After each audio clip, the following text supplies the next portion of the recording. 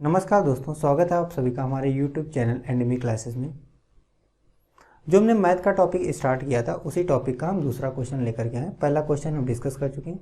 ये जो हम क्वेश्चन डिस्कस कर रहे हैं ये 8th क्लास की मैथ की बुक के, और जो टॉपिक का नाम है वो area of trapezium and a polygon.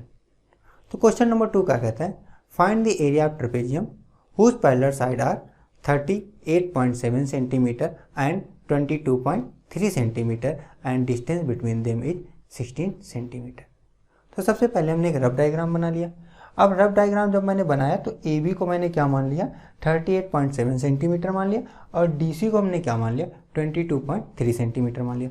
अब कभी कभी एक गलती भी हो जाती है, डायग्राम तो आप सही बनाते हैं लेकिन क्या होता है, डी सी डायग्राम में क्या दिख रही है, छोटी लाइन है या छोटा लाइन सेगमेंट है, और जो ए बी एक बड़ी लाइन सेगमेंट है। और कभी कभी गलती से वैल्यू आप अपोजिट लिख देते हैं। यहाँ पे लिख देंगे ए बी को क्या लिख देंगे 22.3 और डी सी को क्या लिख देंगे 38.7 सेंटीमीटर। तो वो फिर डायग्राम में जो वैल्यू पुट करते हैं तो गलत हो जाता है। भले ही एक रफ डायग्राम है पर आपको ये देखना है कि जो जिस साइड की लेंथ क्या है अधिक है उसकी वैल्यू 38.7 होगी, और जिस साइड की लेंथ कम है उसकी वैल्यू 22.3 होगी। और कहता है इन दोनों पैरेलल लाइन के मिडिल की जो डिस्टेंस है वो कितनी है, 16 सेंटीमीटर है। हमने अपने पहले वीडियो में भी डिस्कस किया था कि पैरेलल लाइन क्या होती है। तो अगर हम कोई भी दो लाइन जिनको हम पैरेलल लाइन बोलते हैं, अगर हम उन्हें इनफाइनाइट तक ऐसे ट्रेंस करते हैं, जैसे ये डीसी लाइन है और इसको हम ऐसे क्या करें इनफाइनाइट तक ट्रेंस करते हैं, जहाँ तक आप चाहो बढ़ा सकते हो। ऐसे जो ए बी लाइन है उसको आप जहाँ तक चाहो वहाँ तक बढ़ा सकते हो। ये एक तरीके से ट्रेन की पटरियों जैसी दिखती है कि आप कहीं तक भी बढ़ाती जाइए वो कभी भी आपस में इंटरसेक्ट नहीं करेंगी। तो अगर इंटरसेक्ट नहीं करती है तो वो लाइन आपस में क्या पैरेलल है। या दूसरे तरीके से हम ये भी कह सकते हैं कि उनके मिडिल की डिस्टेंस हमेशा क्या रहने वाली है, इक्वल रहने वाली है। तो ये DC और AB आपस में क्या हो जाएंगी, पैरेलल हो जाएंगी। अगर आप AD और BC की बात करो तो ये non parallel line of a trapezium है। कैसे ये नॉन पैरेलल है, तो आप इसको इंक्रीज करिए। ऐसे मान लीजिए इसको हम DC को ऐसे इंक्रीज करते हैं तो इस साइड ऐसे इंक्रीज करते चले जाइए, ऐसे ऐसे AB को इंक्रीज करिए तो आप देखेंगे ये एक पॉइंट पे जाकर के क्या करने लगती हैं, इंटरसेक्ट करने लगती हैं। और जो भी पैरेलल लाइन होती हैं वो पॉइंट पर जाके इंटरसेक्ट नहीं करती हैं। ये समझ गए। अब इसके बाद हम एक चीज़ और देखते हैं यहाँ पे कि फाइंड आउट क्या करना है। तो फाइंड आउट करना है एरिया ऑफ ट्रेपेजियम। फार्मूला क्या होता है देखते हैं। Area of trapezium is equal to होता है 1/2 ब्रैकेट में होता है sum of parallel side. Parallel side यहाँ पे क्या है, तो पहली साइड है ए बी और दूसरी साइड क्या है DC, इनटू होता है distance between them.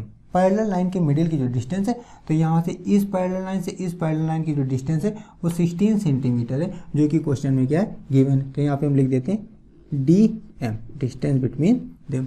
Value put कर देते हैं 1/2। AB की जो वैल्यू है वो है 38.7 प्लस DC की जो वैल्यू है वो 22.3 है, इनटू डिस्टेंस बिटवीन देम कितनी है, तो ये 16 सेंटीमीटर। अब हम इसको सॉल्व करते हैं तो पहले 1/2 लिख देते हैं। जब आप इसको सॉल्व करेंगे तो यहाँ पर देखेंगे इनको ऐड करिए तो डेसिमल के बाद 1 प्लेस पे डेसिमल लगा हुआ दोनों नंबर में, तो ऐड करेंगे तो 3 और 7 कितना हो जाएगा, तो यहाँ पे हो जाएगा 0, डेसिमल लगा दीजिए, कैरी 1 जाएगा। 8 to 10, 10 1 11, 11 का 1 हो जाएगा, कैरी फिर 1 जाएगा, तो 3 2 5 1 क्या हो जाएगा 6 हो जाएगा, और इनटू क्या हो जाएगा 16 हो जाएगा। फिर लिख लीजिए आप 1/2। अब यहाँ पे डेसिमल के बाद अगर 0 लिखा हुआ है तो इसकी कोई भी वैल्यू नहीं है, तो इसको आप सीधे सीधे ऐसे क्या कर सकते हैं, हटा सकते हैं, और यहाँ पे लिख सकते हैं इनटू 61 इनटू क्या लिख सकते हैं 16 लिख सकते हैं। 2 से इसको 2 से 16 डिविजिबल है, 2 1 जा 2, 2 8 जा क्या हो जाएगा 16 हो जाएगा। तो यहाँ पे आ गया 61 इंटू 8। अब मल्टीप्लाई कर दीजिए तो 8 1 जा 8 हो जाएगा, और 8 6 जा कितना हो जाएगा, तो 48 हो जाएगा। ये तो आ गई नंबर में।